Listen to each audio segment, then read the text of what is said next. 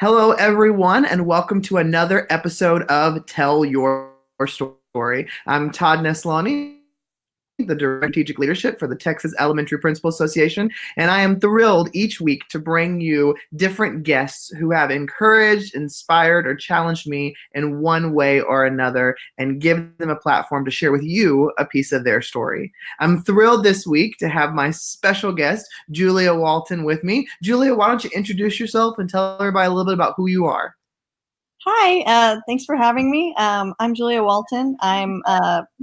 I'm a writer and a mom, and I wrote Words on Bathroom Walls, which is a young adult novel about a boy with schizophrenia who's starting a new school as he is also starting a clinical trial for a new drug that's supposed to help him with the help him deal with the side effects of the mental illness. And I'm really happy to be here. Well, I got to tell you, Julia, I read your book a few months ago and was so captivated by it. I read it, and because, I do a lot of talking about the importance of diverse texts and characters that are unlike you. And I've never read a book with not only a schizophrenia character or a character struggling with schizophrenia, but also one at that age. And the book just moved me. It broke my heart. I was like, oh my gosh. But so thinking about this book and where it even came from, I want to, before I jump into about your path to being an author, was that always something you wanted to do, was write growing up? Oh gosh, yes. It's always something that I wanted, but it was one of those things that I thought was for other people. Like I never thought it was something that I could like grab and hold on to. It felt like one of those like movie star dreams that I would just always think about, but never really, do.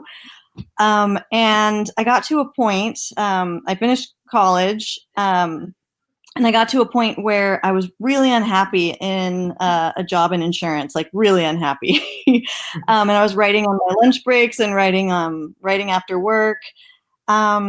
But I kind of convinced myself that I couldn't do it. Like it wasn't, it was not for me. Like this is like, if you're going to write, fine, but it's just going to be like whatever you put into a notebook. And then one day I thought, why not, give it a try? You love books, you love writing, like actually finish what you're working on and send it out there.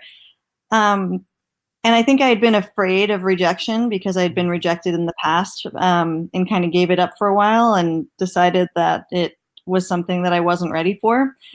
But then once I started putting myself out there again and going back, diving into the draft, things started happening. It's funny how when you start reaching for the things that you love, that they start coming to you. When you get out of your own way kind of thing, right?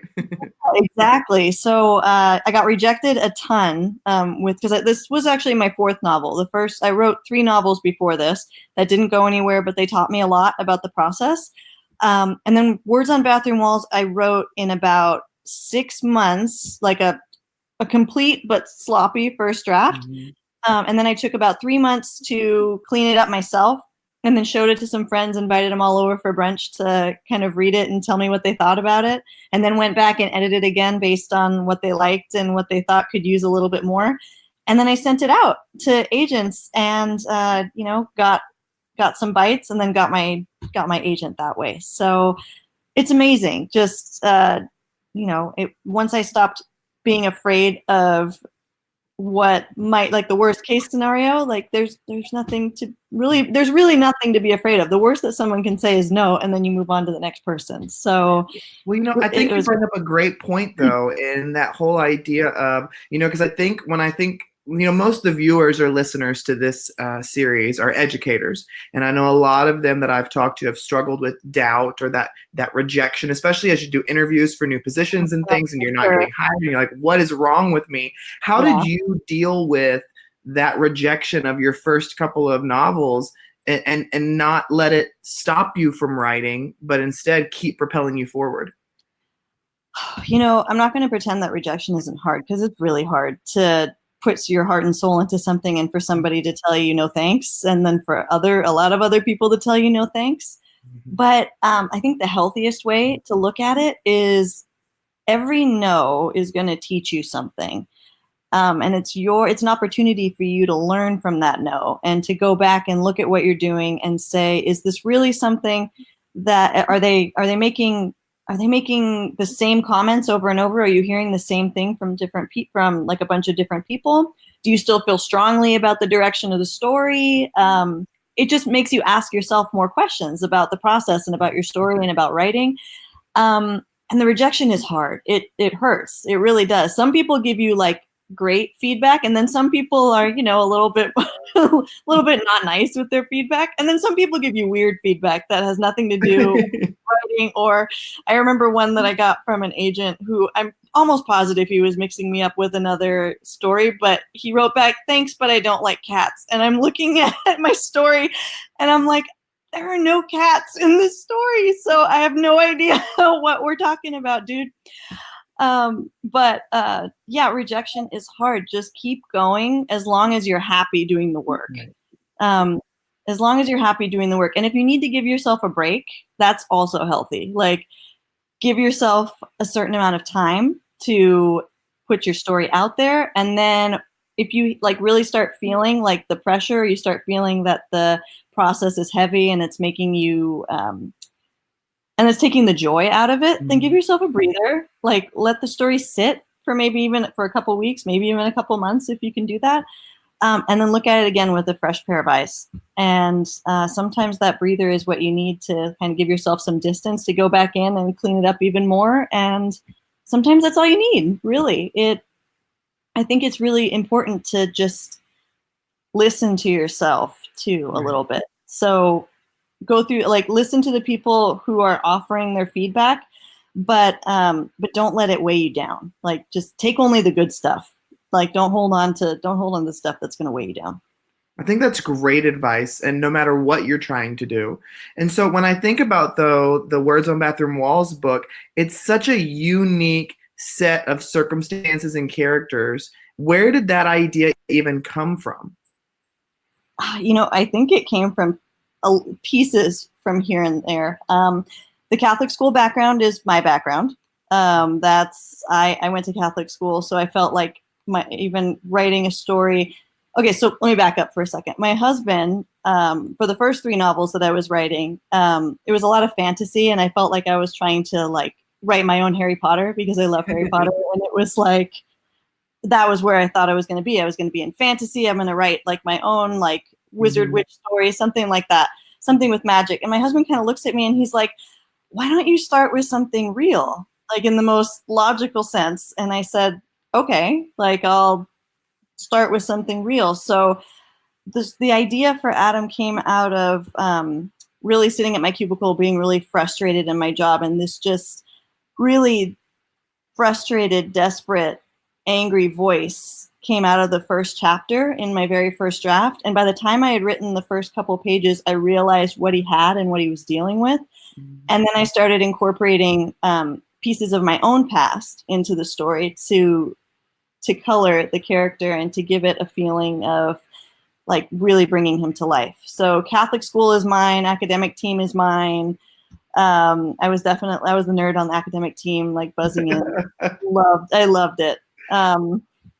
Yeah, and even the baking aspect. For me, before I had kids, I would bake once a week for my husband's office, and it was really relaxing for me to like bake cookies and brownies and like anything that I wanted to experiment with. So giving Adam a passion like that was kind of a relief, something that he could use as a way to distract his mind from the things that were going on, the things that were outside of his control. I felt like that was a really natural way for the story to progress. So picking a character that has something like schizophrenia, did you have anything that has his struggle?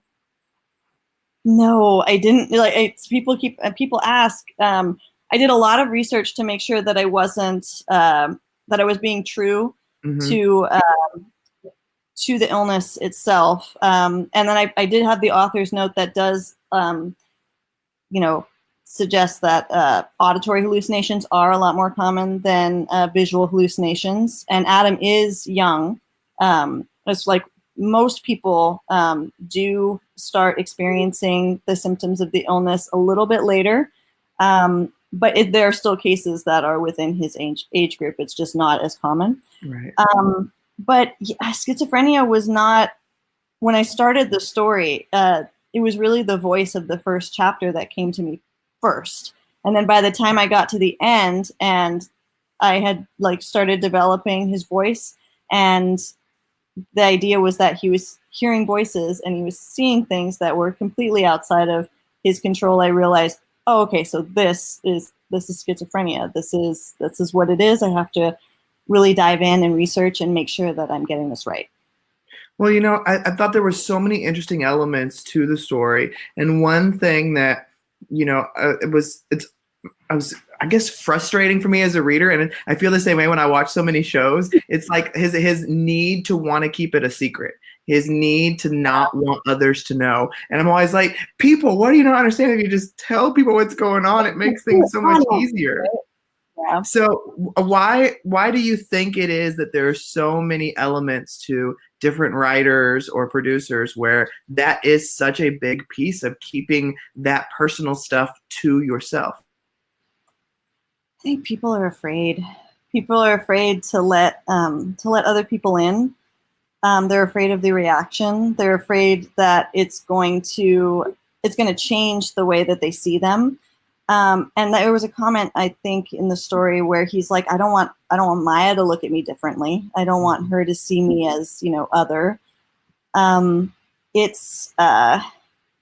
think it's part of it is control. You want to be in control of the way that people see you, and things that make you kind of relinquish that control. I mean, it makes us very uncomfortable, like in anything, like even if there's something that we're not good at, if we're not good at, public speaking, if we're not good at performing, that takes us out of our comfort zone. So when you have to reveal something that is, not easy to talk about, that other people aren't going to understand, it's the lack of understanding that's really going to put you in that uncomfortable position, in that, what's their reaction going to be? And, it makes a lot of people uneasy. I agree. Another author that I absolutely love, Jeff Zintner, talks about how when he writes his books, he really feels like he connects so personally with his characters that he writes about, that he cries over them, he like has conversations with them, all this stuff. When you were writing Words on Bathroom Walls, did you have that kind of connection with your characters as well? Like, do they still come to your mind sometimes? It's funny. Sometimes when I'm doing something, I think every story that you write, your characters stay with you in some, even small ways. Even if you do something that, like a quirk that you've given to a character that comes to you at a weird time, like with baking. If I mess up a recipe, or if I'm making brownies or making cookies or something, it always reminds me of Adam, and it always reminds me of those moments when he would do that as a way, as a release. Mm-hmm. And I think that's going to be with me forever. Every time I sit down to bake something, or anytime I look at a recipe, I think I'm going to see him in my mind doing the same thing. And, he probably will be like doing it with me in the back of my mind. So yeah, I think, definitely the feelings were very strong, especially by the end, where tying in all of the family relationships, because the parents were very important to me, getting them right, and giving them a voice, not just as floating figureheads, but like as a real presence in his life. Yeah, I think they're going to stick with me forever too. I love that.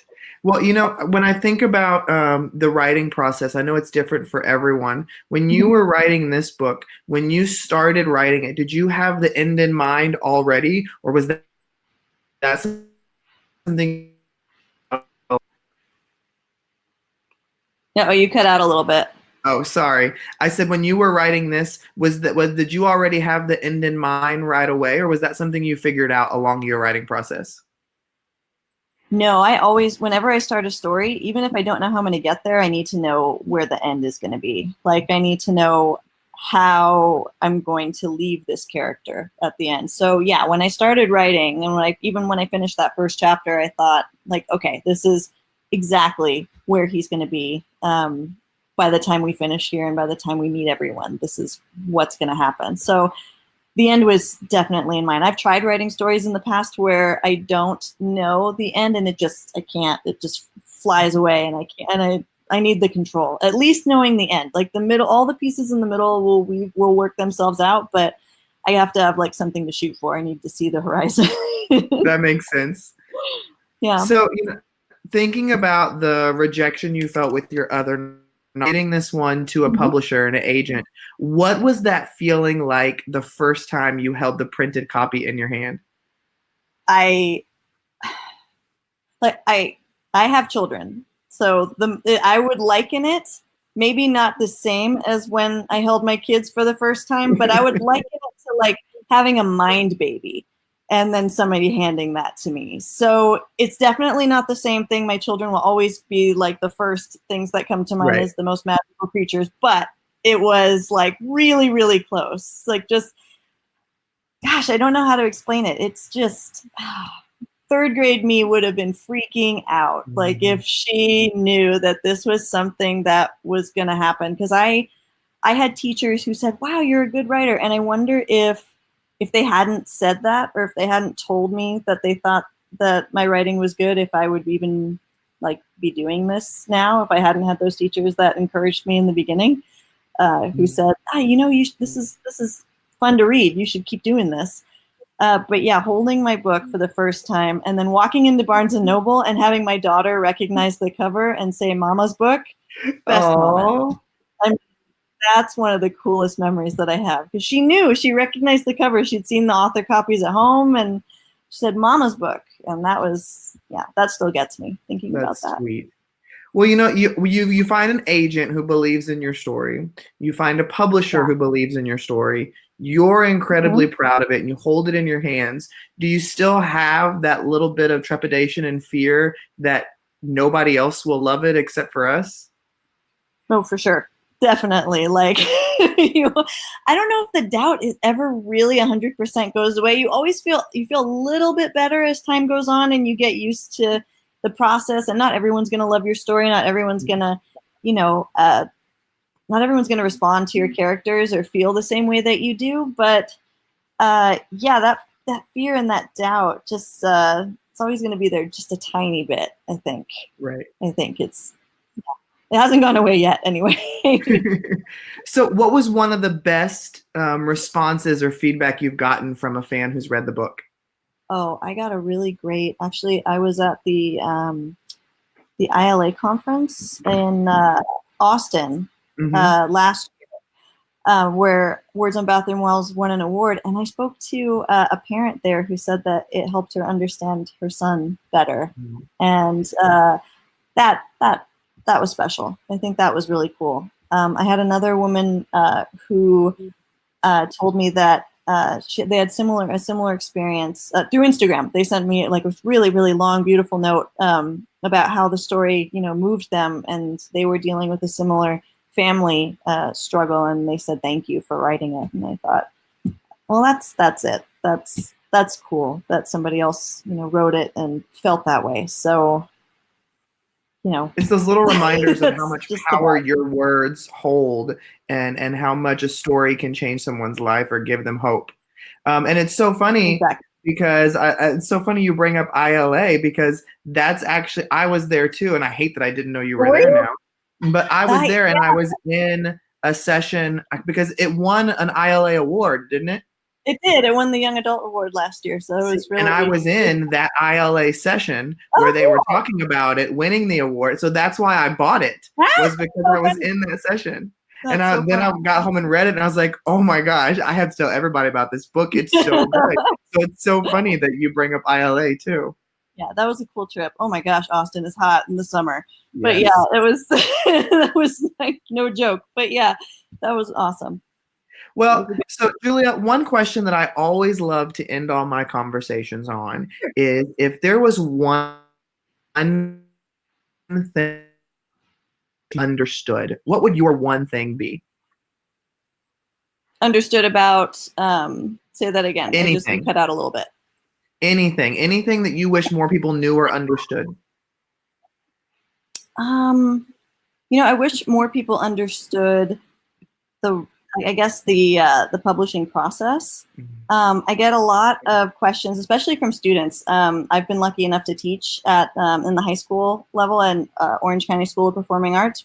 So one of the first things that I always try to teach is how a book gets made, like from finding the agent to finding the publisher to, because these are things I didn't know when I was in school, and I try to tell as many people as possible the traditional route so that they understand how a lot of these books are, get into libraries and get into bookstores. So yeah. I love that. I love that. Well, Julia, I think you are fantastic. I love Thank your book you. so much and talk about it everywhere that I present and speak. So thank you and for being brave enough to continue pushing through and making sure that your voice is out there for others to hear. All right. Thank you so much. I really, really appreciate it. And this was a lot of fun. And thank you, everybody, for listening or watching another episode of Tell Your Story. Make sure you follow Julia Walton online and check out her book, Words on Bathroom Walls. Hope you join me next week for another conversation where hopefully my Wi-Fi is a little better than it is tonight. But remember, you can check out past episodes on iTunes, SoundCloud, or YouTube. Remember to get out there and tell your story because every story matters.